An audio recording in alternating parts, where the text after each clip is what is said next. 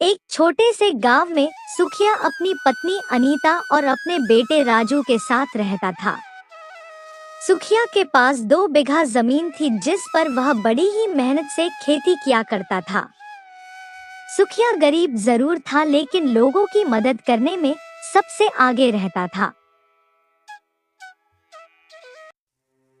अरे सुखिया भैया, क्या आपको पता है कल रात को जंगली जानवर हमारे खेतों को पूरी तरह बर्बाद करके चले गए हैं। अरे यह तुम क्या कह रहे हो मोहन भाई?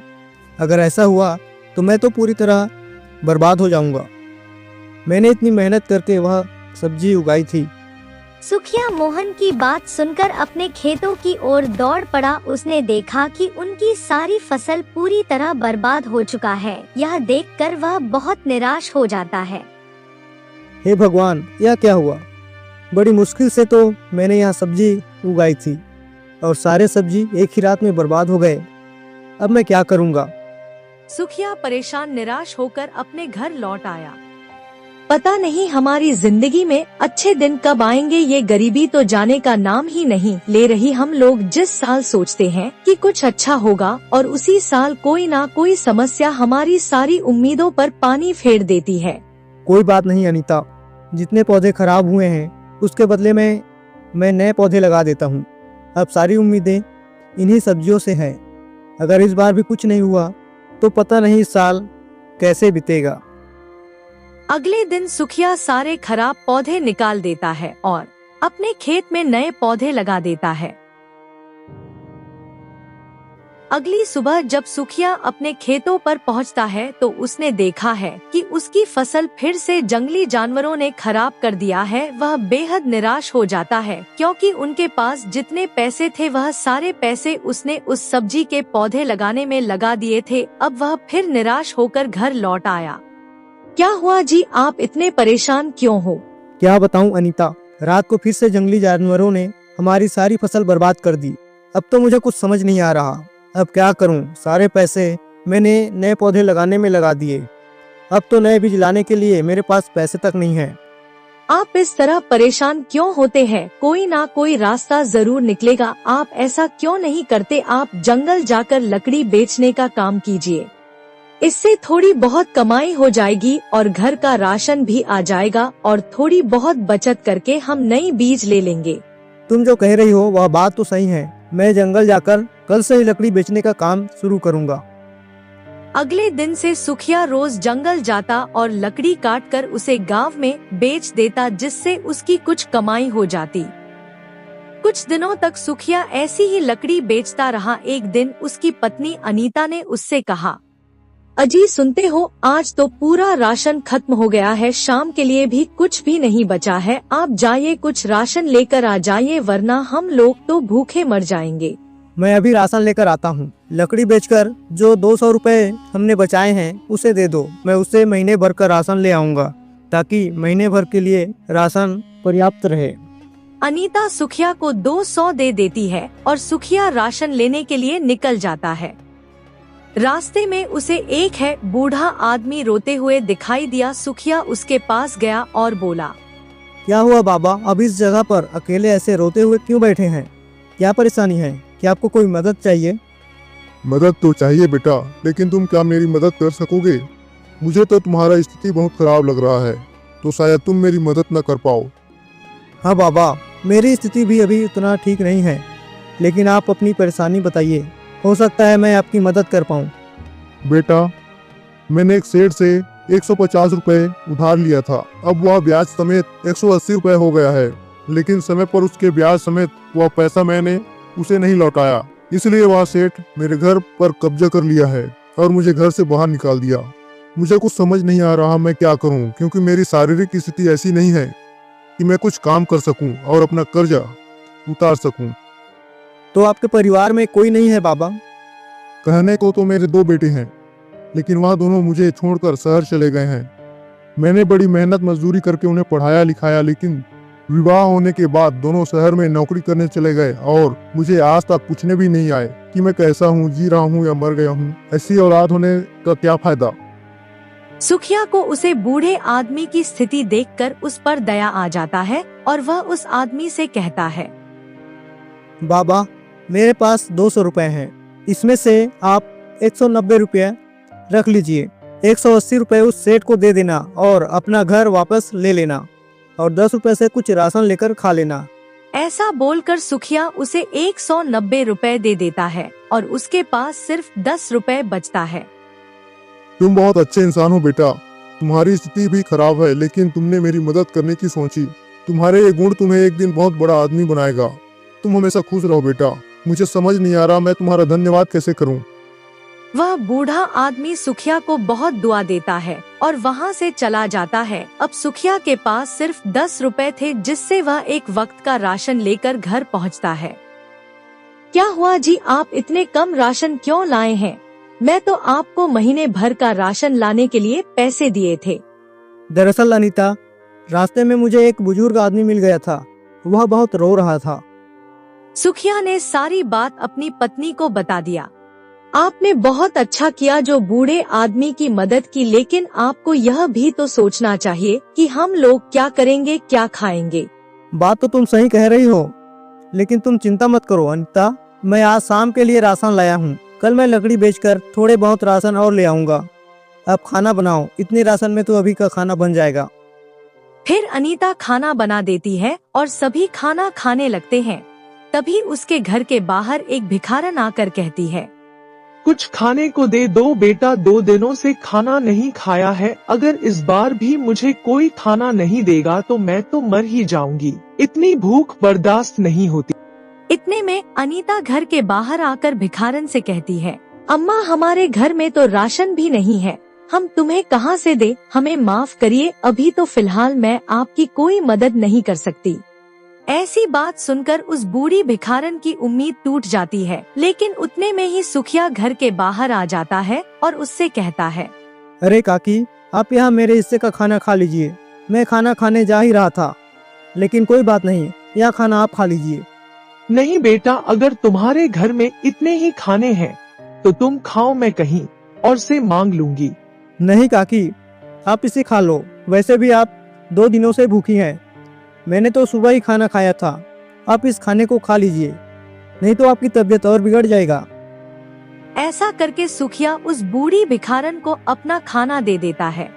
भगवान तेरा भला करे बेटा, तुमने अपने हिस्से का खाना मुझे दिया। भगवान तुझे सदा सुखी रखे बेटा। वह भिखारन खाना खाकर चली जाती है। सुखिया भले ही गरीब था, लेकिन वह दूसरों की मदद करने के लिए हमेशा आगे रहता था। सुखिया के मदद करने वाले व्यवहार से गांव के सभी लोग उन्हें अच्छा मानते थे। एक दिन कुछ लोग सुखिया के पास आकर बोले, सुखिया बेटा, सरपंच का चुनाव आने वाला है। हम लोग चाहते हैं कि इस बार सरपंच तुम बनो। पुराने सरपंच तो बहुत बेईमान है, ना गांव का कोई विकास हो रहा है और ना उसका व्यवहार अच्छा है। अरे उसके पास तो लोग भी जाने से डरते हैं। तुम एक नेक दिल इंसान हो, तुम सबकी मदद करते हो, सबका भला चाहते हो। तुमसे अच्छा सरपंच के लिए उम्मीदवार कोई नहीं हो सकता। हाँ सुखिया भाई, तुम्हारे जैसा दानी और अच्छे इंसान अगर हमारे गांव का सरपंच बनेगा तो हमारे गांव का विकास बहुत अच्छे से होगा। और वैसे भी तुमसे अच्छा इंसान इस पूरे गांव में कोई नहीं है। गांव के लोग सुखिया के अच्छे व्यवहार और उसके दानवीर स्वभाव के कारण उसे सरपंच बनाने के लिए चुनते हैं। उधर यह बात पुराने सरपंच बलराम सिंह तक पहुंच जाता है। क्या अब वह सुखिया सरपंच बनने का सपना देख रहा है? खाने को एक अन्न का दाना नहीं है उसके घर में, और वह बड़े बड़े सपने देख रहा है। सरपंच और सोचने लगता है कि सुखिया को इस गांव से बाहर कैसे किया जाए। कुछ दिनों बाद सरपंच का चुनाव होता है और लोगों ने सुखिया को सरपंच बना देते हैं। सुखिया बेटा, हम गांव वाले बहुत खुश हैं कि तुम सरपंच बन गए हो। अब हम चाहते हैं कि तुम गांव का विकास करो, सारी व्यवस्था बढ़िया करो। हाँ हाँ काकी, मैं पूरा प्रयास डालूंगा कि गांव का विकास अच्छे से हो, इस गांव में कोई भी भूखा न रहे। सुखिया भाई, अब तुम सरपंच बन गए हो तो तुम इस पद में आकर अपना व्यवहार मत बदलना, उस बलराम सिंह जैसा मत हो जाना। अरे ये आप लोग क्या बात कर रहे हैं? मैं ऐसा क्यों करूंगा? मैं जितना बढ़िया हो सके इस गांव की तरक्की और विकास करने की कोशिश करूंगा। बस आप लोग मुझे अपना आशीर्वाद दीजिए, मैं आपके विश्वास को कभी नहीं तोड़ूंगा। ऐसे ही कुछ दिन बीत जाते हैं। और जब राशन बांटने की पारी आती है तो पुराने सरपंच बलराम सिंह राशन में चुपके से मिलावट कर देता है, जो सुखिया को पता नहीं होता है और गांव के सारे लोगों को राशन बांट दिया जाता है।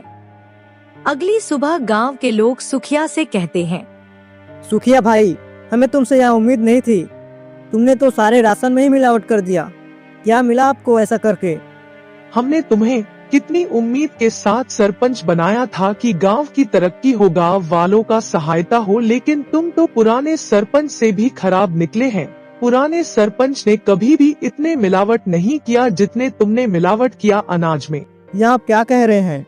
मैंने मिलावट नहीं किया। भला मैं क्यों मिलावट करूंगा? आप तो जानते हैं मेरा स्वभाव। मैं तो हमेशा दूसरों की मदद करने की सोचता हूँ। तो फिर बताइए, मैं मिलावट कैसे कर सकता हूँ? इतना में पुराने सरपंच बलराम सिंह आ जाता है।